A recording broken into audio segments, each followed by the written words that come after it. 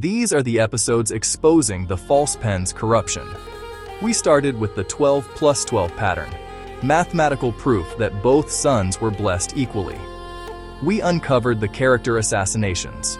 Hagar wasn't a concubine, but Egyptian royalty. Ismael wasn't wild and haughty, but obedient and blessed. Sarah wasn't petty, but wise. We traced the binding story chronology. It only fits Ismael as the son of the vow.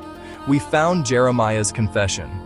The false pen of the scribes has made it into a lie. We followed the geographic evidence. Kedar, Baca, Arabian territories preserving Ishmael's blessing. We exposed Maimonides' paradox, adopting Islamic methodology while unable to admit Muhammad's legitimacy. We learned critical reading skills to spot the corruption ourselves. And we discovered Abraham's restoration principle. I love not things that set.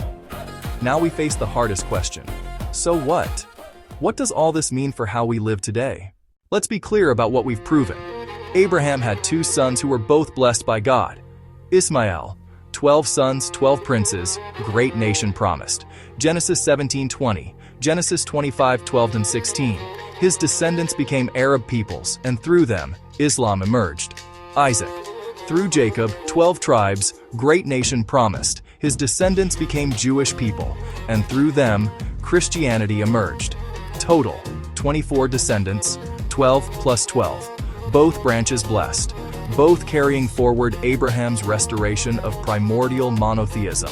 This means Muslims are Abraham's children through Ismael, Jews are Abraham's children through Isaac and Jacob, Christians are Abraham's children, spiritually adopted into Isaac's line, without sounding cheesy. We are family, not metaphorically, not spiritual family. Actual family. Cousins descended from the same patriarch through 2 different sons who were both blessed, both honored, both given the same promise. I will make you into a great nation.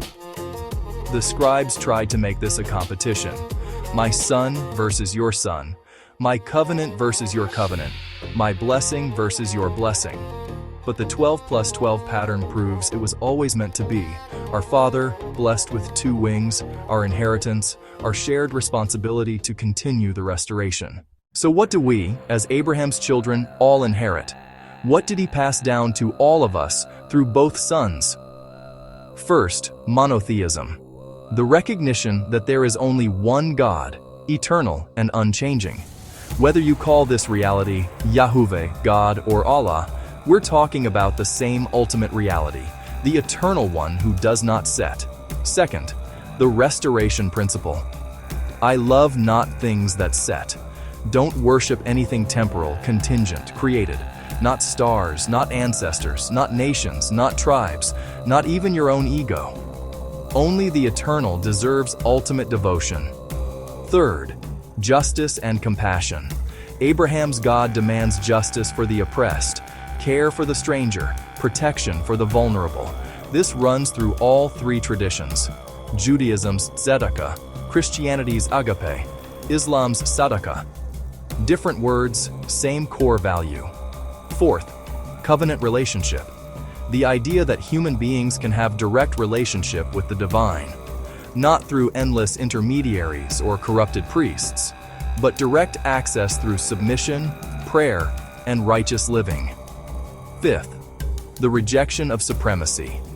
Abraham's principle, I love not things that set, applies to ethnic supremacy, religious supremacy, national supremacy.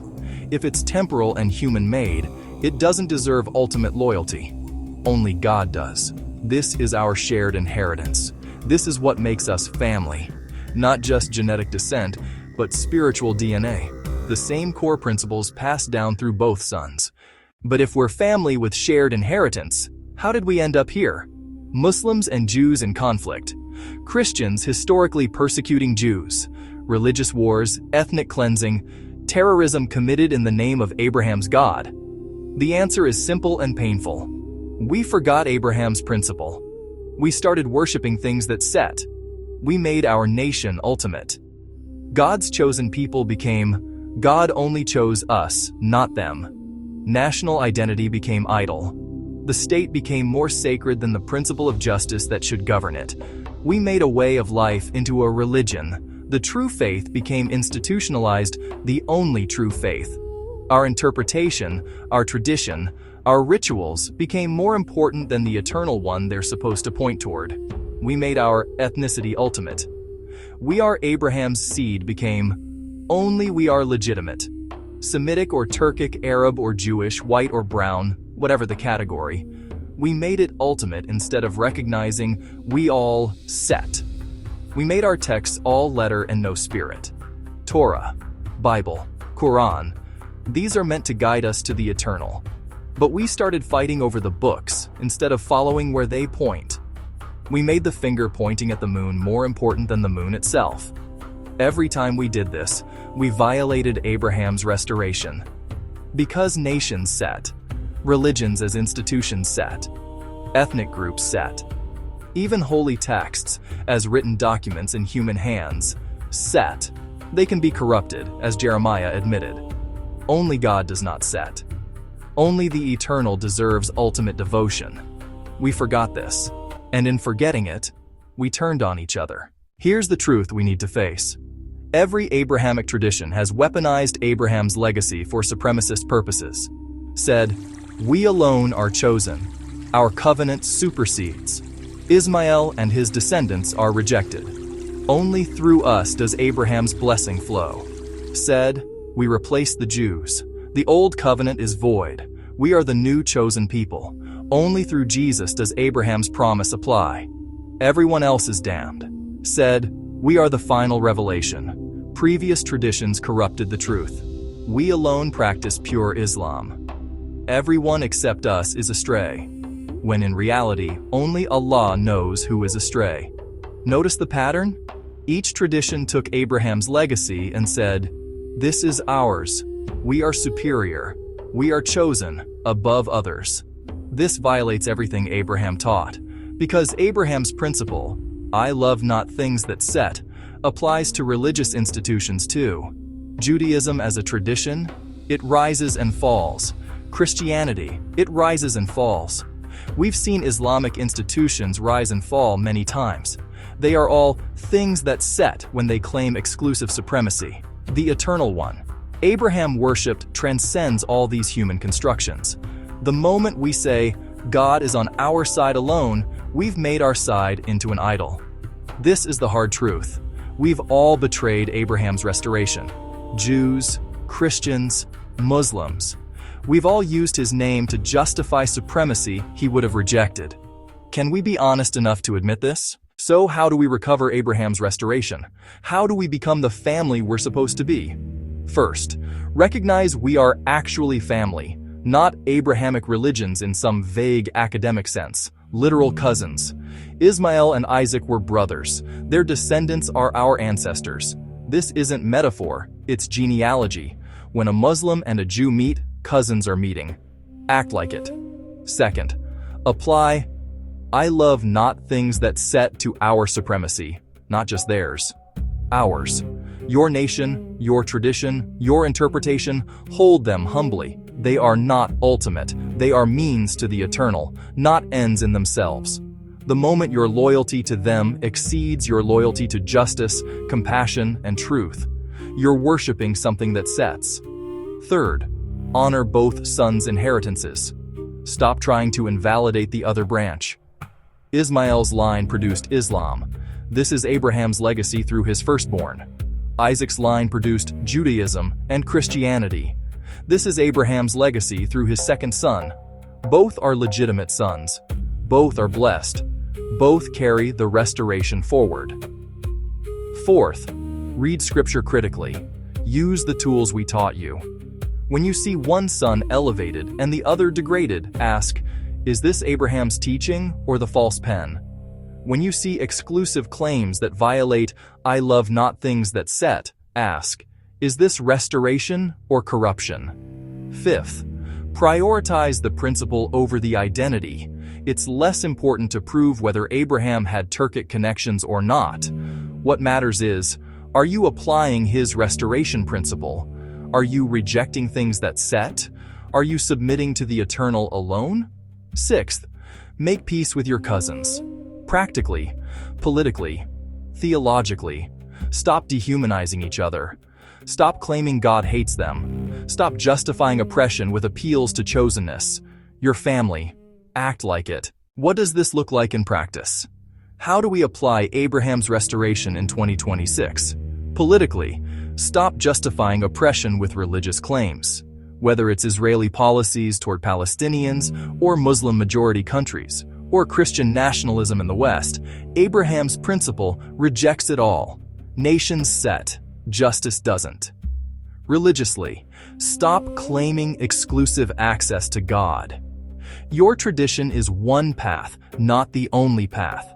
Hold your truth humbly. Learn from your cousin's traditions. Recognize that the eternal one Abraham worshipped transcends all our boxes. Personally, examine your own supremacy. Where do you make something ultimate that sets? Your nation, your race, your political ideology, your in-group. Abraham's principle applies to you too. Not just those bad people over there, you. In interfaith dialogue, try to learn from each other. Your cousins comparing how your sides of the family preserved Grandpa's wisdom. Different emphases, different practices, same core inheritance. In conflict resolution, remember your fighting family.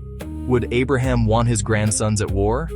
Would he recognize this as his restoration, or as a perversion of everything he taught? In daily life, every time you're tempted toward tribal thinking, ask, does this set? If yes, don't worship it. Nation sets, ideology sets, status sets. Only the eternal deserves your ultimate loyalty. Everything else, hold humbly. We've reached the end of this series. You've seen the evidence. You know the truth the false pen tried to hide. Both sons were blessed. The 12+12 pattern proves equal inheritance. Abraham's restoration principle was, I love not things that set. We are all his children, called to continue his restoration. Now you have a choice. Choice 1. Reject it. Go back to supremacist interpretations. My son, my covenant, my people, my truth, my God. Hold on to division. Maintain the false pen's corruption. Keep the family fighting. Choice 2. Accept it halfway. Acknowledge the truth intellectually, but change nothing practically. Interesting historical argument, but it doesn't affect how I see them. Know better, but do the same. Choice 3. Live it. Actually apply Abraham's restoration. Reject supremacy, starting with your own. Honor both branches of the family. Hold your tradition humbly. Make peace with your cousins. Apply, I love not things that set to everything, including yourself. Continue the restoration Abraham began. Only the third choice honors what Abraham actually taught. Only the third choice makes you truly his child, not by genetics but by following his path. Only the third choice continues the restoration instead of corrupting it again. The false pen divided us. The truth reunites us. Which will you choose? Abraham was called to leave everything familiar. His father's house, his native land, the corrupted worship he was born into. He had to reject it all. The comfort of tradition, the safety of conformity, the easy path of doing what everyone else did. And he went. Because he loved not things that set. Now the same call comes to us. Leave behind supremacist interpretations. Leave behind tribal divisions. Leave behind making ultimate what is only temporal. It's not easy. Your community might reject you. Your tradition might call you a traitor. Your family might not understand. Supremacy feels safe because it elevates you. Humility is harder because it demands you descend. But this is Abraham's path. This is the restoration he began. This is the inheritance he passed to both his sons, to all his children. We are all Abraham's children. Muslim, Jewish, Christian, Semitic, Turkic, and every other descent. Through different mothers, different sons, different paths, but the same Father, the same God, the same call. Love not things that set. Worship only the eternal.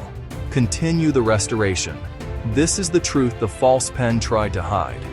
This is the family they tried to divide. This is the restoration they tried to corrupt. But the truth survived. In the 12 plus 12 pattern they couldn't erase. In the principle they couldn't obscure. In the blessing that covered both sons despite all attempts to elevate one.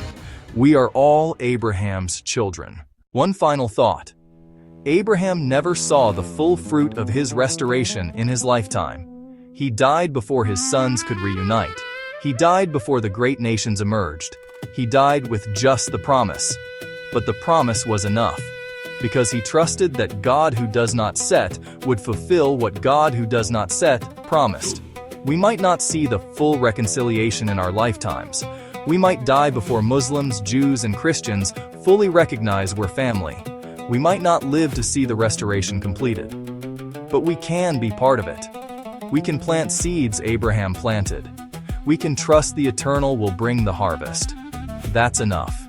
That has to be enough. The restoration continues, one choice at a time, one person at a time, one act of reconciliation at a time. Starting with you. Starting today.